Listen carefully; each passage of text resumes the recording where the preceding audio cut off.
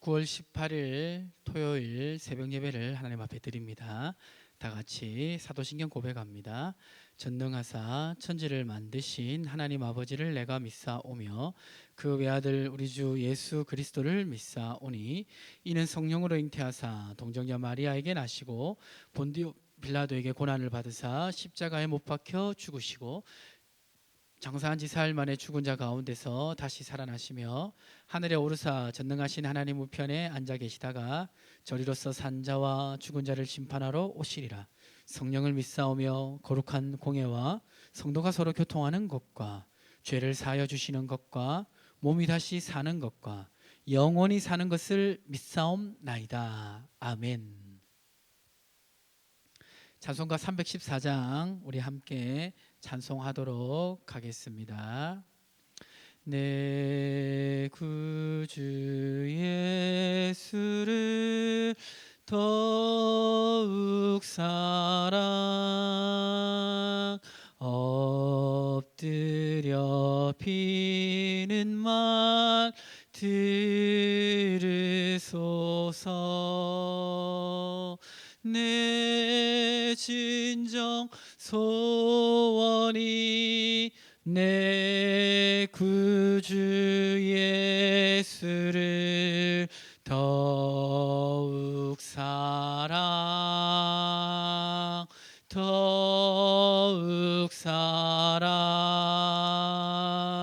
이전엔 세상 낙 기뻤어도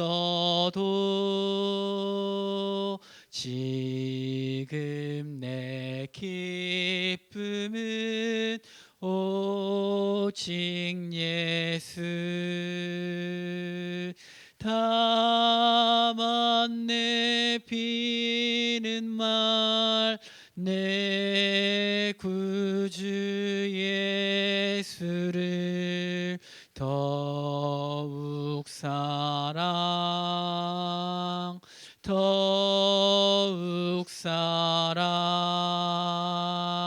이 세상 떠날 때 찬양하고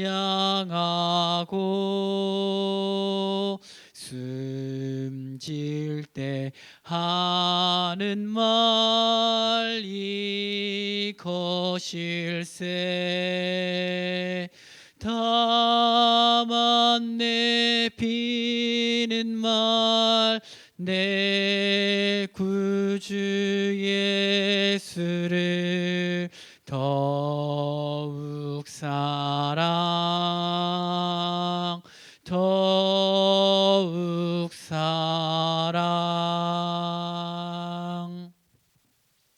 하나님 말씀은 신약성경 고린도후서 2장입니다. 고린도후서 2장 말씀 읽기는 제가 읽는데 집에서는 한 절씩 교독하듯이 읽으시면 되겠습니다. 내가 다시는 너희에게 근심 중에 나아가지 아니하기로 스스로 결심하였노니 내가 너희를 근심하게 한다면 내가 근심하게 한 자 밖에 나를 기쁘게 할 자가 누구냐. 내가 이같이 쓴 것은 내가 갈 때에 마땅히 나를 기쁘게 할 자로부터 도리어 근심을 얻을까 염려하며 또 너희 모두에 대한 나의 기쁨이 너희 모두의 기쁨인 줄 확신함이로다. 내가 마음에 큰 눌림과 걱정이 있어 많은 눈물로 너에게 썼노니 이는 너희로 근심하게 하려 한 것이 아니요 오직 내가 너희를 향하여 넘치는 사랑이 있음을 너희로 알게 하려 함이라. 근심하게 한 자가 있었을지라도 나를 근심하게 한 것이 아니요 어느 정도 너희 모두를 근심하게 한 것이니 어느 정도라 함은 내가 너무 지나치게 말하지 아니하려 함이라. 이러한 사람은 많은 사람에게서 벌 받는 것이 마땅하도다. 그런즉 너희는 차라리 그를 용서하고 위로할 것이니 그가 너무 많은 근심에 잠길까 두려워하노라.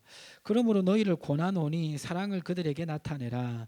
너희가 범사에 순종하는지 그 증거를 알고자 하여 내가 이것을 너에게 쏟노니 너희가 만일 무슨 일이 되든지 누구를 용서하면 나도 그리하고 내가 만일 용서한 일이 있으면 용서한 그것은 너희를 위하여 그리스도 앞에서 한 것이니 이는 우리로 사탄에게 속지 않게 하려 함이라. 우리는 그 계책을 알지 못하는 바가 아니로다. 내가 그리스도의 복음을 위하여 드로아에 이름에 주 안에서 문이 내게 열렸을 때 내가 내 형제 디도를 만나지 못하므로 내 심령이 편하지 못하여 그들을 작별하고 마게도냐로 갔노라. 항상 우리를 그리스도 안에서 이기게 하시고 우리를 말미암아 각처에서 그리스도를 아는 냄새를 나타내시는 하나님께 감사하노라. 우리는 구원받은 자들에게나 망하는 자들에게나 하나님 앞에서 그리스도의 향기니 이 사람에게는 사망으로부터 사망에 이르는 냄새요 저 사람에게는 생명으로부터 생명에 이르는 냄새라. 누가 이 일을 감당하리요? 같이 읽습니다. 우리는 수많은 사람들처럼 하나님의 말씀을 혼잡하게 하지 아니하고 곧 순전함으로 하나님께 받은 것 같이 하나님 앞에서와 그리스도 안에서 말하노라. 아멘. 2장에서는 지금 이 고린도 교회에 문제를 일으켰던 사람들이 있는데 그 사람에 대해서 용서할 것을 말씀하고 있습니다. 여기 보니까 이제 2장 7절에 보니까 그런즉 너희는 차라리 그를 용서하고 위로할 것이니 그가 너무 많은 근심에 잠길까 두려워하노라. 이게 이제 어떤 사람이 이제 죄를 지어서 이제 교회에서 이제 치리를 받든지 정죄를 받았는데 어느 시점이 돼서 충분히 이제 그 벌이 내려졌고 또 회개했다면 그 사람을 용서하라는 겁니다. 용서하지 않으면 그 사람이 오히려 실족하게 되는 일들이 벌어질 수 있음을 말씀하고 있습니다. 이 교회는 교회 중요한 그 핵심 원리 중에 하나가 뭐냐면 교회 칠입니다. 칠이. 교회는 이제 말씀을 선포하고 또 성례를 거행합니다. 그것이 교회 표징인데 또 교회 표징 중에 하나가 뭐냐면 칠이하는 거예요. 칠이하는 것은 뭐냐면 하나님 말씀이 이제 적용되는 부분에 있어서 교회 공동체를 무너뜨리고 하나님의 영광을 해방하는 일들이 있을 때는 교회에서는 칠이를 해야 됩니다. 그 7위는 이제 여러 가지가 있는데 그 7위의 이제 최고의 단계는 뭐냐면 이제 교회에서 이제 이렇게 완전히 추방하는 거죠. 그래서 이제 그거를 어떻게 표현하고 있냐면 마태복음에 보시면 그 원리가 나타나 있는데 마태복음 18장에 보시면 18장 여기 16절부터 이제 17절에 있습니다. 15, 16, 17절. 자, 한번 자세히 보세요. 중요한 원리입니다. 마태복음 18장 15, 16, 17. 자, 읽어볼게요. 내 형제가 죄를 범하거든 가서 너와 그 사람만 상대하여 공고하라. 만일 들으면 내가 내 형제를 얻을 것이요 만일 듣지 않거든 한두 사람을 데리고 가서 두세 증인의 입으로 말마다 확증하게 하라. 만일 그들의 말도 듣지 않거든 교회의 말하고 교회의 말도 듣지 않거든 이방인과 세리와 같이 여기라. 그러니까 어떤 사람이 죄를 지었어요. 그 죄가 분명히 문제의 소지가 있어요. 그리고 그걸 회개하지 않아요. 그러면 한 사람이 가서 그것에 대해서 가서 이것이 잘못됐다, 죄다 이러면 안 된다라고 얘기하라는 거예요. 근데 말을 안 들어요. 그럼 혼자 가지 말고 다른 성도들과 같이 가서 다른 성도들이 생각할 때도 이거는 분명히 죄다 그렇게 얘기하라는 거예요. 근데 그렇게 얘기해도 안 되면 교회 지도부에 얘기하라는 겁니다. 그 지도부 얘기하면 교회 지도자, 뭐 사역자, 목사님이나 장로님이나 교회 이제 지도자들이 얘기를 해도 그 죄를 이제 돌이키지 아니하면 여기서 그 죄라는 것은 어떤 개인적인 죄의 영역이라기보다는 어떤 공동체에 파장을 주는 그런 죄라고 볼 수가 있겠죠. 그런 경우에 그런 공고를 받았는데도 명령을 받았는데도 듣지 않는다. 그러면 교회에서 쫓아내라는 겁니다. 이것이 그 고린도전서에도 나와 있죠. 고린도전서에 보시면 고린도전서 여기 그 5장에 보시면 이렇게 돼 있죠. 5장에 보면 어떤 사건이 기록되어 있냐면 아들이 아버지의 아내를 취한 사건이 나옵니다. 아버지 아내는 친모가 아니고 아버지의 내연녀죠. 아버지의 내연녀냐 아버지와 재혼한 사람이냐 그건 잘 모르겠지만 법적으로 또 이렇게 생활적으로 아버지와 동거하는 사람, 그 사람을 아들이 취한 거예요. 말도 안 되는 거죠. 근데 이 상황에 대해서 바울은 뭐라고 말하냐면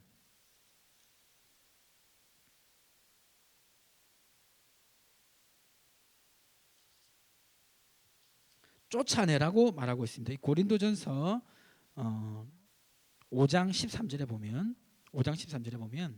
밖에 있는 사람들은 하나님이 심판하시려니와 이 악한 사람은 너희 중에서 내쫓으라. 그러니까 교회와 격리시키라는 거예요. 왜 그렇습니까?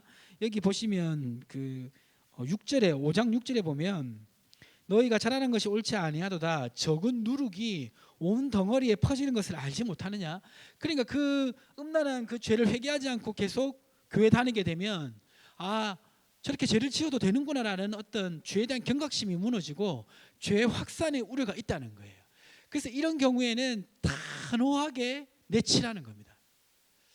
사실 오늘날 교회에서는 이제 치리권이 잘 발동이 안 되는데요. 이 치리가 적절하게 진행이 되어야 교회의 경건과 거룩함이 유지가 될 수가 있습니다. 자, 그런데 이제 이 치리를 이제 받거나 또 이 치리를 하기 전에 그 정죄하는 어떤 이제 메시지를 교회를 통해 들었어요. 근데 그거를 깨닫고 회개를 했어요. 돌이켰어요. 자, 그러면 이제는 회개를 했을 때 다시 돌이켰을 경우에 그것이 확인이 되고 그것이 전반적으로 용납이 된다면 저 사람 정말 회개했다, 돌이켰다, 용서해 줄 수도 있어야 되는 거죠.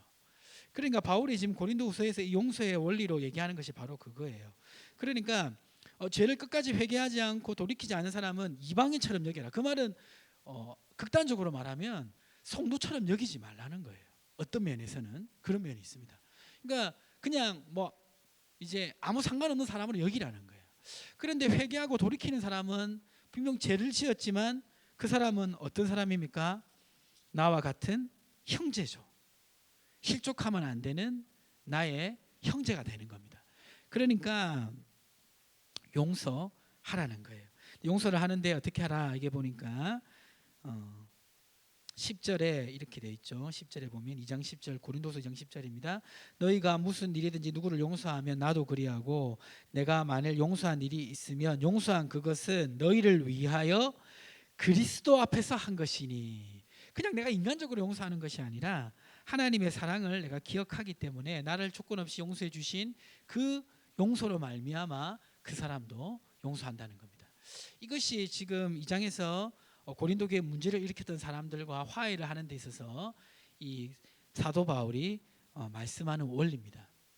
오늘날 시대에 보면 분명한 죄에 대한 경계선을 끊지 않을 때가 많아요. 그리고 반대로 죄를 지어서 문제가 있는 사람들도 용서하지 않는 경우도 많습니다. 그런데 이 교회를 이끌어가는 원리는 뭐냐면 죄에 대해서는 단호하게 그것이 죄임을 얘기해주고 특히 공동체를 무너뜨린 죄에 대해서는 분명한 경계선을 그어서 거기에 대해서 회개하고 돌이켜야 될 것을 경고해야 됩니다. 그리고 그렇지 않을 경우는 조치를 취해야 돼요.